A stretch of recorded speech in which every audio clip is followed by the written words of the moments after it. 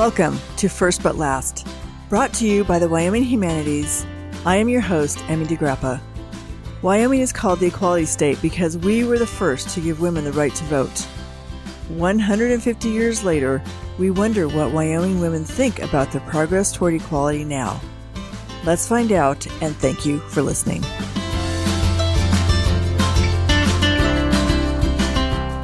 Today, we are talking to Dr. Susan Dewey. She is co-founder of the award-winning college and prison program called Wyoming Pathways from Prison. She is also a professor in the School of Culture, Gender, and Social Justice at the University of Wyoming. Welcome, Susan. Thank you for having me, Emmy. Right, absolutely. I'm excited to talk to you. What was your journey to Wyoming, Susan? Well, I'm so happy to be here, first of all. I must confess, I'm still a resident of northern Colorado, but as of today, I've got 3 offers on my house and really look forward to being a full-time resident of the Laramie community next month.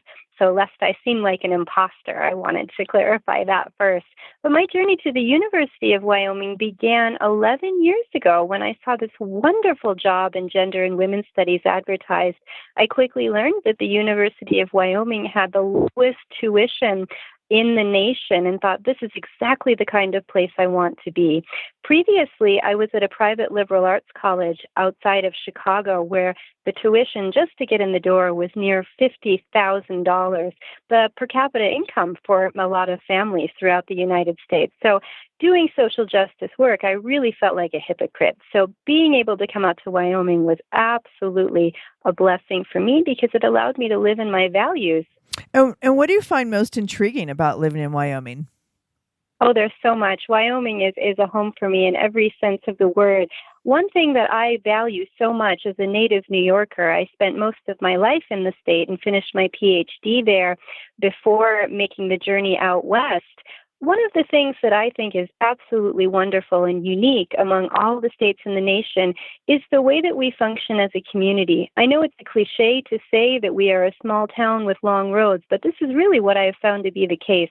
And this is why our wonderful project, Wyoming Pathways from Prison, which my co-founder and co-coordinator, Alec Muthig at the University of Wyoming and I started, have definitely found this to be the case. We are able to work directly with our state director of the Department of Corrections, with leaders throughout the state who genuinely listen to us about what we see happening in the prisons and also are open to small changes, just as we are open to working with them because we know that we're all members of a community. This is certainly not the case in many of the bigger East Coast states, including New York, where I grew up. Wyoming is, in every sense of the word, home to me because of these community connections, which I find intriguing, but also the reason that we were able to do such innovative work in this state with Wyoming Pathways from Prison, which is first and foremost a community effort.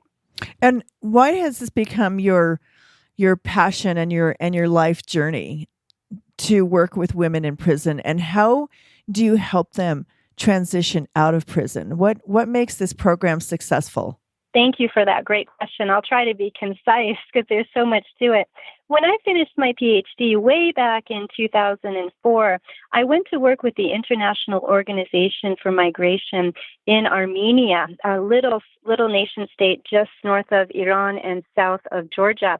And working there with women who had been victimized by sex trafficking really opened me up into the whole world of how we could put academic research into practice. I was very proud to finish my PhD at the Maxwell School at Syracuse University back in New York, which produces many members of the U.S. State Department, many ambassadors, people who are really making a difference in the world. And what I learned there was that we are meant to do academic research and be high caliber intellectuals, yes, but that work is really worthless if we're not actually using it in positive ways to change the world. So after living in Armenia for a period of time, I realized this system is just so big and so vast. These problems are so far beyond me as an individual. And then fast forward to moving out to Wyoming, I was able to work with a halfway house, a transitional housing facility in Denver, which I helped to run for the better part of a decade for women who were leaving street prostitution. As I started to do this work as a researcher, I became more and more involved in the lives of the women and saw the levels of violence that they faced, the levels of structural racism, sexism, and classism that really impinged on their choices, their opportunities, their abilities to self-actualize. And in the last year of the project, when my research was complete, because it is always important to take our academic research and put it into practice in meaningful ways, the director asked me to be the point of contact for women who were still out on the street or who were incarcerated to come into the program, which operated at no cost and really was beneficial to the women by providing them with free housing, education, and other services for the better part of a year so they could get back on their feet and hopefully not go back into making the choices they did before. So when I was this liaison for the better part of a year, I was the person that would go into all of the Denver metro area jails and also the women's prison to speak with women about the opportunities our program had available. This is really how I got to know the criminal justice system. And it always made me so sad when I would write my annual update for our board of trustees, the governors, all of the powers that be in Wyoming about service to the state, because I could say convincingly I was doing a whole lot for women in Colorado, but I really wasn't able to hit that mark in Wyoming. So I talked to some of my amazing colleagues, Kathy Connolly, who of course is in our House of Representatives, Bonnie Zaire, who has since moved on to another university, and other colleagues in the community. And we decided that we would do a study with women in prison. And our Wyoming Department of Corrections, I think, is the most open and most receptive Department of Corrections in the entire United States. They immediately said, yes, what do you need to make this research possible? They allowed me to bring in voice recorders into prison and trusted me implicitly to do a good job with the study. And what we did effectively was to go into the women's prison in Lusk, which is on the border with Nebraska, and ask the women, what do you need? And they told us what we would like to have is more educational opportunities, because our Wyoming Department of Corrections does the best it can with education, and it does a great job, quite frankly. But there's always room for more. There's no prison in the entire world that has the resources to meet the needs that are there among its residents, among the prisoners. And so when the women told us we need more education, I thought, well, if we at the University of Wyoming can't do this, then who can with our wonderful community roots? And so we were able to work thoroughly and deeply with the Wyoming Department of Corrections to bring this project to fruition. The Wyoming Department of Corrections had a memorandum of understanding with the community colleges that was started years ago by the Correctional Education Programs Manager, Betty Abbott, who has since been replaced after her retirement by Haley Spicer, who is doing a tremendous job. And this memorandum of understanding allowed prisoners to register for college credit, able to utilize this at the University of Wyoming, so that our college in prison program is absolutely unique in the nation in that it operates at no cost to the state, no cost to prisoners, and no cost to the university, which I think is not only a pretty special thing, but a wonderfully sustainable thing, which is why we won the Correctional Educational Association's Award for Innovation last year, which we were very proud to do. So in the classes that women prisoners are allowed to take, they're allowed to graduate with a degree? We hope that we will get there eventually. Right now, because we operate on a whole lot of goodwill, thanks to our wonderful, wonderful faculty at the University of Wyoming and the wonderful community members that we have. In fact, I welcome anyone who is listening to reach out to me at the university, because 99% of the time, if somebody wants to do good work at the women's prison, the answer is going to be yes. And so being able to do this work, I think, has been absolutely transformative for all of us.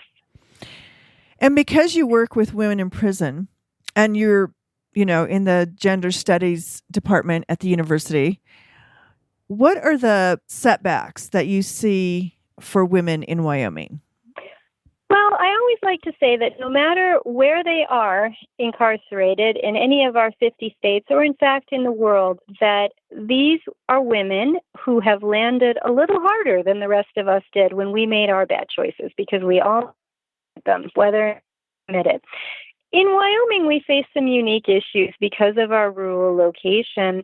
Women in prison have explained it to me as follows. They have talked about being far from resources that could help them, particularly with respect to drug treatment. As everyone knows, in our state, because of our low population density, it can be very, very difficult to access quality mental health care, and that includes addictions treatment. When we add to the mix not having health insurance, not wanting the stigma of having someone see your car or your truck outside the one clinic that's in town or the few 12-step groups that are in town, and the stigma of addiction, we see that there's some real problems there. One woman in prison put it to me like this. She said, Susan, here's the thing. People always expect that men are going to screw up, but we women are the ones who are supposed to hold us all together. So at the risk of sounding sexist, I think she was onto something there. There's an expectation placed upon women all across the country to be, and perhaps the world, to be the caregivers, to be the ones who do the cleaning, the cooking, the caregiving, and kind of making sure that everything runs smoothly.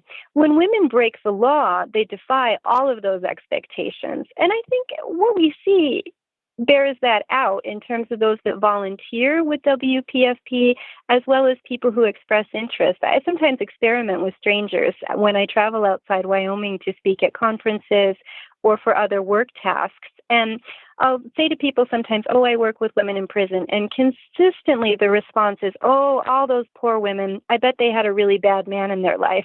But when I say the opposite, I work with men in prison, often it's, oh, you're very brave. So we see it even in terms of the responses that we get from individuals throughout the country. The stereotype is that prisoners are male, they are dangerous people, they are those who have really, really screwed up. But women are really an anomaly. And as we know, the female prison population only started to expand in the 80s with the war on drugs, which of course everybody listening is very familiar with.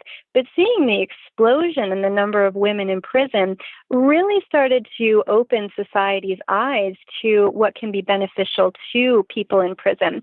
And part of that came out of the feminist criminology movement to begin what's known as gender responsive programming. The idea that women who are incarcerated can benefit from greater family connections, from having less aggressive and less confrontational tactics used during their incarceration.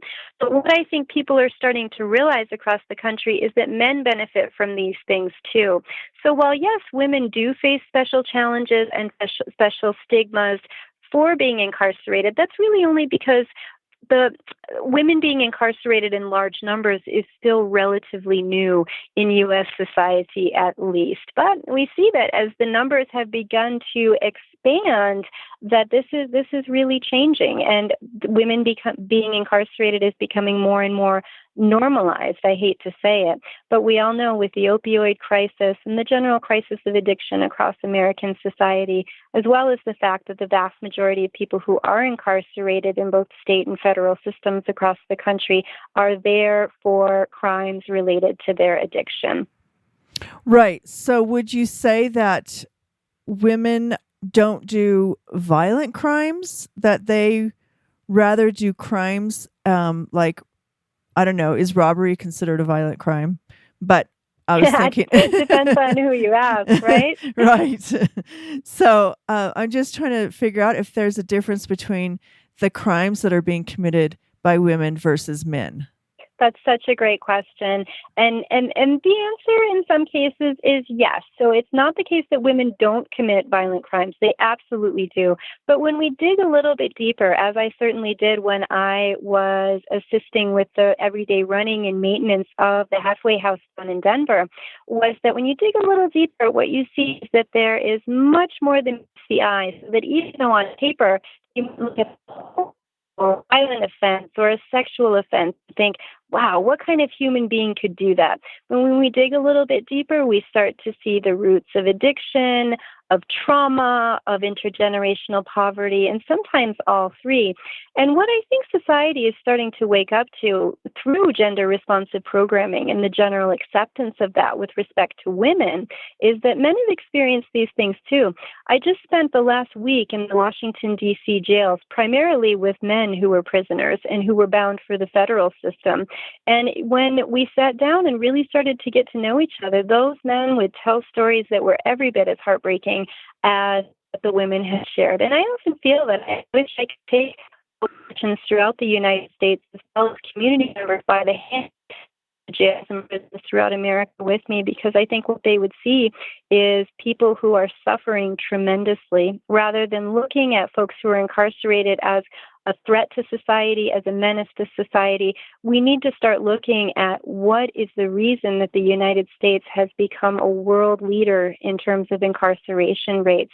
And while, yes, it is true that women in prison have faced higher rates of violent victimization themselves, often at the hands of men who may or may not be their co-defendants, we see the reality that violence is something that is endemic in terms of the experiences of people who are incarcerated, whether it's the structural violence of poverty, the structural violence of sexism, of classism, or racism, or also interpersonal violence. But we also see that addiction, if that is removed from the equation, our prisons would be, if not empty, then maybe a tenth of the size that they are today. Wow. That is shocking and sad at the same time. Wow, it's been such a pleasure talking to you. And I am looking forward to learning more about your program. But before we go, I want you to talk about the book that you are working on right now. And is that a book for the general public, or is it an academic book? Well, the book that I've just finished, I'm so proud of it. We really gave it a Western spin, since it's about incarcerated in Wyoming. We called it Outlaw Women: Prison, Rural Violence, and Poverty in the American West. What we wanted to call it was Prison, Rural Violence, and Poverty on the New American Frontier, because what we argue in the book is that we are at a new frontier of mass incarceration, and what better place to analyze the dynamics of mass incarceration than at a literal geographic frontier of Wyoming. And so in looking at the interviews that we have been so fortunate to do, me and my community-based research team, with women in prison in Wyoming, we realized that we have some pretty unique things to offer the rest of the country from Wyoming. And one of those things is that community needs to be a leader and a force in ending mass incarceration, in the sense that we need to examine the roots of the problems that have led people into our criminal justice system. And we also need to critically examine why the criminal justice system has been the default solution throughout the United States to the problems of addiction, to the problems of people not having work that pays a living wage, that forces them into activities that are against the law. And so really thinking about this book, which is with New York University Press, which while it is an academic press, we made the decision as a research team that we would write it as much like a novel as we possibly could. So what we did in order to protect the confidentiality of the brave women who participated in our study is that we made composite characters. And so that way there's no identifying information. So we looked at the common experiences of women who were incarcerated in Wyoming and then created characters that were representative of those. So we have a woman who is a main character who has struggled throughout her life with addiction. We included a woman who had struggled with intimate partner violence throughout her marriage and finally had what women in prison sometimes refer to as the fight to end all fights, and ended up killing her husband and serving life in prison. We also included women who were working at jobs that they felt did not pay enough money and then made the unfortunate decision to start cooking the books, as people say, stealing small amounts of money and then incrementally larger amounts of money to fuel either their addictions or even just to get by.